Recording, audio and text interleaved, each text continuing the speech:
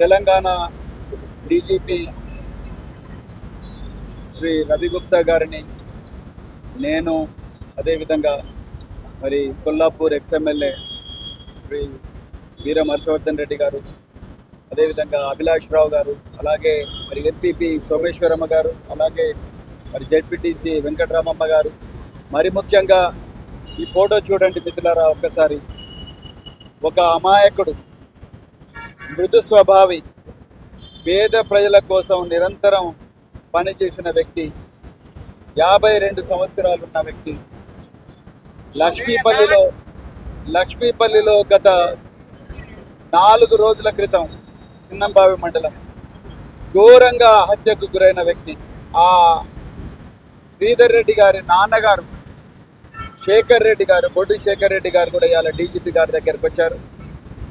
వారు డీజీపీ గారితో తన బాధ అంతా కూడా వెల్లబుచ్చుకున్నారు. మిత్రులారా, మీరు గమనించాలి, తెలంగాణ ప్రజలు కూడా గమనించాలి. హత్య జరిగి 4 రోజులైతుంది ఇప్పటి వరకు. హత్య జరిగిన రోజు ఉదయం శేఖర్ రెడ్డి గారు తన కొడుకు పోయిన దుఃఖంలో ఆయన పోలీసులకు కంప్లైంట్ ఇవ్వడం జరిగింది. ఏమని, నా కొడుకు మృతికి, నా కొడుకు మీద ఎలాంటి కేసులు లేవు, ఎలాంటి గ్రామంలో కక్షలు కార్పణ్యాలు లేవు, ఎలాంటి విద్వేషాలు లేవు, నా కొడుకు నిద్రపోతుంటే గొడ్డలతో నరికి చంపారు, నా కొడుకు హత్యకు కారణం జూపల్లి కృష్ణారావు మినిస్టర్ ఎక్సైజ్ వాళ్ళ మనుషులే అని చెప్పి కంప్లైంట్ ఇచ్చారు. కంప్లైంట్ ఇస్తే మరి స్థానిక చిన్నంబావి ఎస్ఐ గారు ఆ కంప్లైంట్లో జూపల్లి కృష్ణారావు గారి పేరు తీసేయండి అని చెప్పి ఈయనను బలవంతంగా ఆ పేరు తీసేయించి మిగతా వాళ్ళ పేర్లు రాశారు. ఆ ఎఫ్ఐఆర్ రిజిస్టర్ అయింది. ఎఫ్ఐఆర్ రిజిస్టర్ అయిన తర్వాత మీరు 4 రోజులైంది. 4 ఇది మామూలు స్వాభావిక మరణం కాదు, సహజ మరణం కాదు, ఇది ఒక ఘోరమైన హత్య, కోల్డ్ బ్లడెడ్ మర్డర్. సో ఈ హత్యలో 4 రోజులైన పోలీసులు మంత్రి జూపల్లి కృష్ణారావును కానీ వాళ్ళ అనుచరులను కానీ, లేకపోతే ఈ ఎఫ్ఐఆర్లో ఉన్న ప్రధాన నిందితుడు కృష్ణప్రసాద్, అదేవిధంగా 2వ ప్రధాన నిందితుడు మహేష్, మరి ఇతర అనుచరులు ఎవరైతే ఉన్నారో వాళ్ళను ఒక్కరిని కూడా పోలీస్ స్టేషన్కు పిలిపించి ప్రశ్నించిన దాఖలాలు లేవు. మేము ఇంటరాగేషన్ అంటలేము, ప్రశ్నించిన దాఖలాలు కూడా లేవు. మేము 3rd డిగ్రీ పెట్టమనో టార్చర్ పెట్టమనో మేము అంటలేము. వాళ్ళని కనీసం ప్రశ్నించిన దాఖలాలు కూడా లేవు. పైగా మీరు చూస్తే జూపల్లి కృష్ణారావు అంత సీనియర్ మినిస్టర్ అయ్యుండి కూడా ఎలాంటి దయా దాక్షిణాలు లేకుండా, ఎలాంటి విచక్షణ కూడా లేకుండా ఆయన చనిపోయిన శ్రీధర్ మీద ఘోరమైన అభండాలు వేస్తున్నారు. మనం ఇక్కడ మీడియాలో చెప్పకూడని అభాండాలు వేస్తున్నారు. ఒక తండ్రి ఎంత క్షోభిస్తాడు ఒక్కసారి ఆలోచించండి. ఆ రోజు ఊరోళ్ళందరూ వచ్చి ప్రధాన నిందితులు వాళ్ళ ఇండ్లు కూలగొడదాం పాండి అని అంటే కూడా కొడుకుపోయిన దుఃఖంలో కూడా శేఖర్ రెడ్డి గారు చాలా విచక్షణతోని కొడుకుపోయిన దుఃఖంలో కూడా శేఖర్ రెడ్డి ఆ రోజు ఎవరి ఇండ్లు కూడా కూల్చాల్సిన అవసరం లేదు, నా కొడుకుకు న్యాయం జరగాలి, మా కుటుంబానికి న్యాయం జరగాలి, మా బిడ్డను చంపిన వ్యక్తులు అర్జెంటుగా మరి జైలుకు పోవాలని చెప్పి కోరుకున్నాడు తప్ప అవతలోడు ఎవడు వాడిని కొట్టాలి, వాడిని చంపాలి, లేకపోతే వాళ్ళ ఇల్లు కూలగొట్టాలన్న సంస్కృతి మరి ఇక్కడ శేఖర్ రెడ్డి గారికి లేదు. కానీ ఈరోజు 4 రోజులైంది. 4 రోజులైతే ఒక్కరు కూడా ప్రధాన నిందితుడు దొరకలేదు. పైగా ఈ కేసులో ప్రధాన నిందితుడైన కృష్ణప్రసాద్ అనే వ్యక్తి నిన్న జూపల్లి కృష్ణారావు ఇంట్లో, చిన్నంబావి మండలం జూపల్లి కృష్ణారావు ఇంట్లో బాజాప్తా ప్రెస్ కాన్ఫరెన్స్ పెట్టిండు. మరి ఎక్కడుంది పోలీస్ వ్యవస్థ, ఎక్కడుంది న్యాయం? అంటే మీకొక న్యాయం, మాకొక న్యాయం. మంత్రి అటువైపు ఉన్నాడు, అదేవిధంగా మంత్రి అనుచరులు ఉన్నాడు. కనీసం వాళ్ళని పట్టుకొని అడగలేదు, వాళ్ళు ప్రశ్నించలేదు. వాళ్ళకి సెల్ ఫోన్లు ఉండవా? వాళ్ళ ఇళ్ళ ముందర సీసీటీవీ ఫుటేజ్లు ఉండవా? సీసీటీవీ కెమెరాలు ఉండవా? వాటికి ఫుటేజ్లు ఉండవా? అవన్నీ తీసుకోవచ్చు కదా, వాళ్ళ సెల్ ఫోన్లన్నీ కూడా ఆన్లైన్ చేయొచ్చు కదా. ఈయన అడుగుతున్నది ఏంటి? కేవలం తన కొడుకును దారుణంగా హతమార్చిన నిందితులను పట్టుకొని చేయలేండి అంటున్నాడు. కనీసం అది కూడా చేయలేకపోతున్నారు. ఉల్టా ఇక్కడ మా జెడ్పీటీసీ తర్వాత ఎంపీపీ వీళ్ళందరూ వచ్చారు. వీళ్ళందరి పరిస్థితి అయితే ఘోరంగా ఉన్నది. గ్రామీణ ప్రాంతాల్లో తిరగలేకపోతా ఉన్నారు. ఆ చిన్నంబావి ఎస్ఐ వీళ్ళందరూ అంటున్నారు చిన్నంబావి ఎస్ఐకి ముందరే తెలుసు ఈ విషయం జరుగుతుందని. అయినా కూడా ఆ శ్రీధర్ రెడ్డి ప్రాణాలు రక్షించలేకపోయిండు. మరి ఎవరు?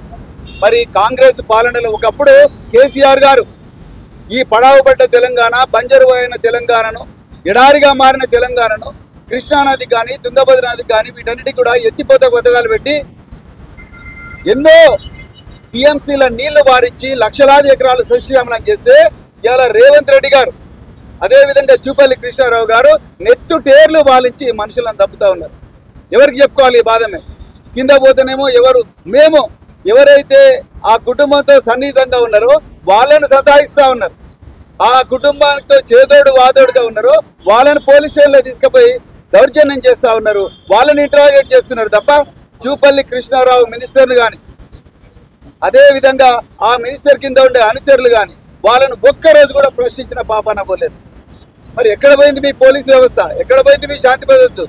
ముఖ్యమంత్రి స్వయాన ఈ రాష్ట్రానికి హోంమంత్రి, ముఖ్యమంత్రి హోంమంత్రి అయినప్పుడు మరొక పేద, ఒక మామూలు సాధారణ పౌరుడికి, ఎలాంటి కేసులు లేని పౌరుడికి, చట్టబద్ధంగా నడుచుకున్న వ్యక్తికి రక్షణ కల్పించలేకపోతే ఎందుకు ఈ ప్రభుత్వం? అందుకొరకే మేము మళ్ళీ డిమాండ్ చేస్తున్నాం. అర్జెంటుగా డీజీపీ గారిని మేము డిమాండ్ చేసింది ఏంటంటే, సార్ మీరు మాకు లోకల్ పోలీసుల మీద నమ్మకం లేదు, ఆ ఎస్ఐలు సీఏల మీద నమ్మకం లేదు, వాళ్ళందరూ కూడా కృష్ణారావు చెప్పు చేతుల్లో ఉన్నారు, అందుకొరకు వాళ్ళ వల్ల మాకు న్యాయం జరగదు, దీనికి అర్జెంటుగా ఒక స్పెషల్ ఇన్వెస్టిగేషన్ టీం పెట్టాలని చెప్పేసి డిమాండ్ చేయడం జరిగింది. ఆ స్థానిక పోలీస్ అధికారులు ఎవరైతే వాళ్ళ విధి నిర్వహణలో నిర్లక్ష్యం పాటించి వారి ఆ మంత్రితోని, ఆ మంత్రి అనుచరులతోని కుమ్మక్కైనరో వాళ్ళందరినీ కూడా అర్జెంటుగా డిస్మిస్ చేయాలని చెప్పి కూడా డిమాండ్ చేయడం జరిగింది. అదేవిధంగా మిగతా ప్రజాప్రతినిధులు ఎవరైతే ఉన్నారో బీర హర్షవర్ధన్ రెడ్డి గారు, ఎంపీపీ సోమేశ్వరమ్మ గారు, అదేవిధంగా మరి వెంకటరామమ్మ గారు, అదేవిధంగా ఈ కుటుంబాలన్నిటి కూడా రక్షణ కల్పించాలి. ఈ కౌల్లాపూర్ ప్రాంతాన్ని, అచ్చంపేట ప్రాంతాన్ని ఫ్యాక్షన్ జోన్గా ప్రకటించాలి. సమస్యాత్మక గ్రామాల్లో పోలీసు పికెట్లు పెట్టాలి. అదేవిధంగా జూపల్లి కృష్ణారావు గారిని మంత్రివర్గం నుంచి తప్పించాలి అని చెప్పి మరి మేము ఇలా డిమాండ్ చేస్తున్నాం. అదేవిధంగా మేము మరి మా ఓపిక ఎక్కువ రోజులు ఉండదు. మేము రేపొద్దున మాకు ఈ వారం రోజుల లోపల ఈ కేసులో న్యాయం జరగకపోతే మరి రాష్ట్ర వ్యాప్తంగా ఆందోళన దిగుతామని చెప్పేసి కూడా ఈ సందర్భంగా మేము హెచ్చరిస్తున్నాం. మరి ఆ పరిస్థితి తీసుకురావద్దని చెప్పేసి కూడా నేను ప్రభుత్వాన్ని హెచ్చరిస్తున్నా. ఇప్పుడు మరి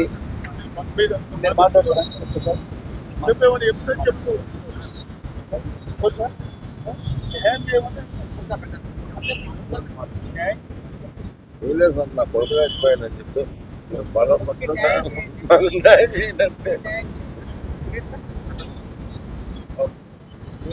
పిల్లలు న్యాయం చేయాలని చెప్పి ఎన్నోసార్లు పోలీసులు అడిగి వస్తారో పోతున్నారు వీళ్ళు కూడా వెళ్ళాను అనుకున్నాను. చెప్తా ఉంటారు కదా, చెప్పారు దానికి సంబంధించి ఆయన మాట్లాడిన మాటలు మీరు కూడా విన్నారు కదా, ఏం చెప్తారు? శ్రీధర్ తాగుబోతే ఏం చేయాలని బుకప్ చేద్దామని దానికి చెప్పింది. దానికి నేను విన్ని మాకు సవాల్ చేసిన, ఒకవేళ శ్రీధర్ రెడ్డి బుకప్ చేద్దాము వ్యభిచార పిచ్చి జింకర్ ఉంటుందంటే నేను రుజువు చేసిందంటే నాకు పట్టాల ల్యాండ్ నా పేట ఉన్న పొలం 30 ఎకరాలు ఉంది, 30 ఎకరాలకి చేపిస్తా. నీకు ఒకవేళ రుజువు చేయకపోతే 70 ఎకరాలకి మినిస్టర్కు రీజన్ ఇవ్వమని చెప్పిన. ఈ సమాధానం వాళ్ళకి ఒక మాట అంటా ఉన్నారు, ఆ ఊరికి వెళ్ళి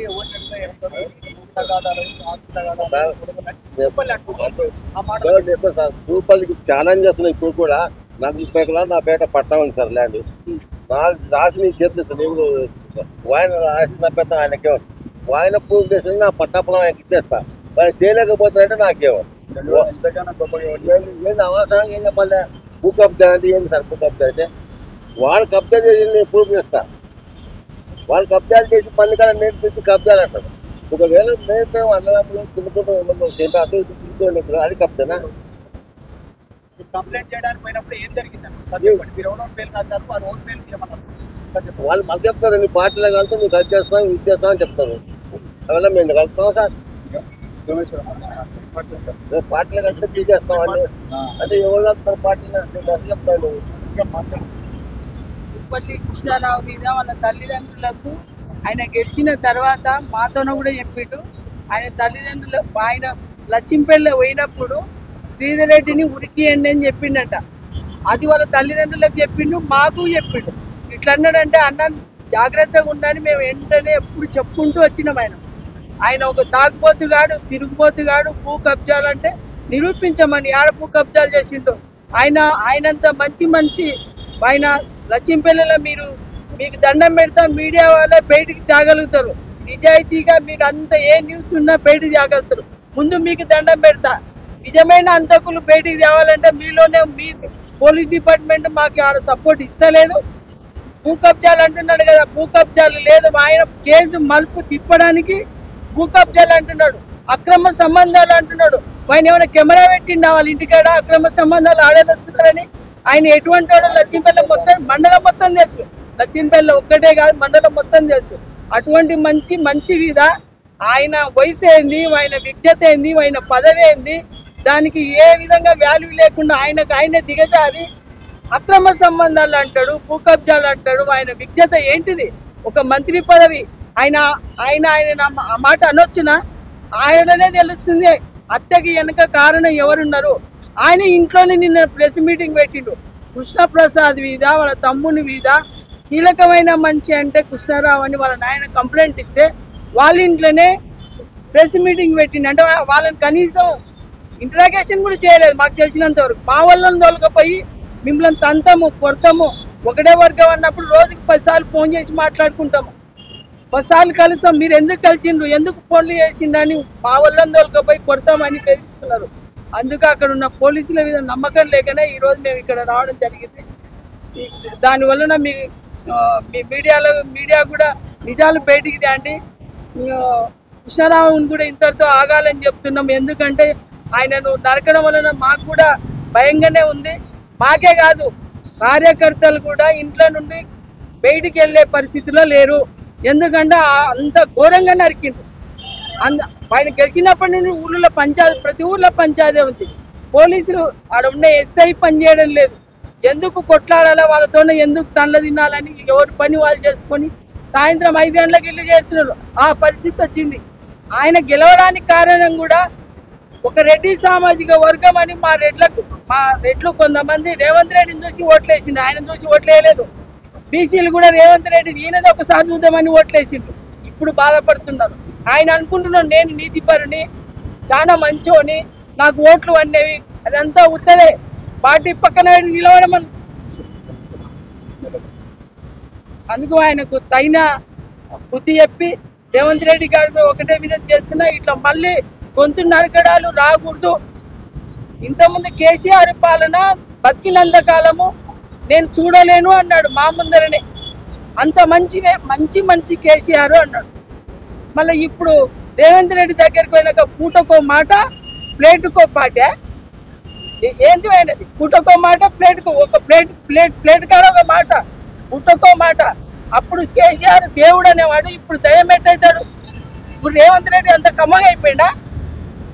అందుకు నిజమైన అంతకులు బయటికి రాకుంటే రవీంద్ర సార్ గారు అన్నట్టు రాష్ట్ర వ్యాప్తంగా సావుకైనా సిద్ధపడి ధర్నాకు మాత్రం ఖచ్చితంగా చేస్తాం. స్థానిక పోలీసుల ఇన్వెస్టిగేషన్ పై నమ్మకం లేక పూర్తి స్థాయిలో ఒక స్పెషల్ ఇన్వెస్టిగేషన్ టీమును కానీ లేకుంటే అవసరమైతే కొల్లాపూర్ ప్రాంతంలో జరుగుతున్న అరాచకాలపై జ్యుడిషియల్ ఎంక్వైరీ చేయించాలని చెప్పి మరి కోర్టు మరిదో డీజీపీ గారిని కలవడం జరిగింది.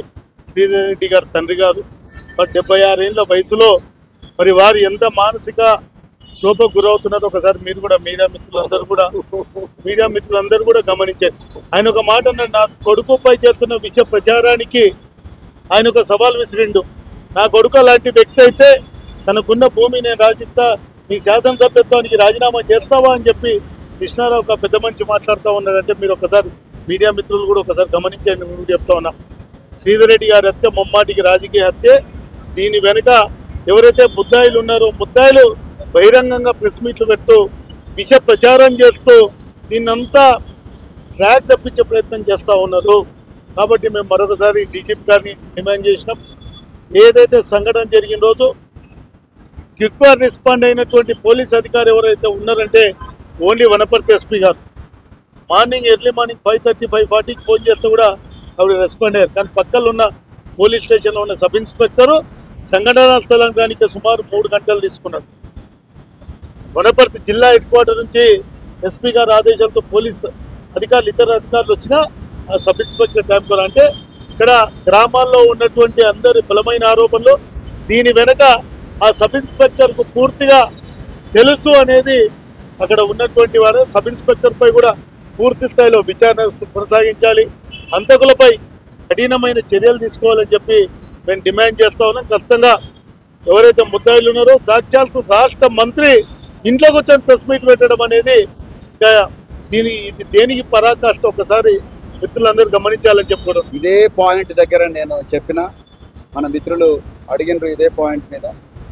నేను ఒక బాధ్యతాయుతమైన పోలీస్ అధికారిగా, ఒక రిటైర్డ్ పోలీస్ అధికారిగా, మరి ముఖ్యంగా ఒక బాధ్యతాయుతమైన పౌరుడిగా ఫోన్ ట్యాపింగ్ వ్యవహారంలో నేను ఎలాంటి పబ్లిక్ స్టేట్మెంట్ చేయను. ఎందుకంటే ఇది ఫోన్ ట్యాపింగ్ అనేది దేశ భద్రతకు సంబంధించిన విషయం. ఒకవేళ ఎవరైనా ఈ ఫోన్ ట్యాపింగ్లో తప్పులు అంటే ఫోన్ ట్యాపింగ్ అనే టెక్నాలజీని కానీ ఆ ప్రొసీజర్ను కానీ వాడుకొని మరి వాళ్ళ స్వార్థ ప్రయోజనాల కోసం వాడుకొని ఉంటే వాళ్ళు తప్పకుండా చట్టపరంగా శిక్షార్హులే. అంతే తప్ప నేను ఒక బాధ్యత గల ఒక సీనియర్ రిటైర్డ్ పోలీస్ అధికారిగా, అదేవిధంగా ఒక బాధ్యతాయుతమైన రాజకీయ నాయకుడిగా నేను దేశ భద్రతకు సంబంధించిన ఈ వ్యవహారంలో ఎలాంటి కామెంట్ చేయాలని అనుకోవడం లేదు. ఒకవేళ ఎవరైనా తప్పు చేసి ఉంటే తప్పకుండా వాళ్ళను చట్ట ప్రకారంగా శిక్షించాలి, బరాబర్ శిక్షించాలి. అట్ ది సేమ్ టైం దీన్ని రాజకీయ ప్రయోజనాల కోసం వాడుకోకండి. నేను మళ్ళీ రిపీట్ చేస్తున్నా, రాజకీయ ప్రయోజనాలకు వాడుకోకండి. దేశ భద్రతకు సంబంధించిన విషయం. అందుకొరకు ఎలాంటి పరిస్థితులు కూడా నేను దీని మీద ఎలాంటి పబ్లిక్ స్టేట్మెంట్ ఇవ్వను మిత్రులారా. Thank you very much. అదే చెప్పిన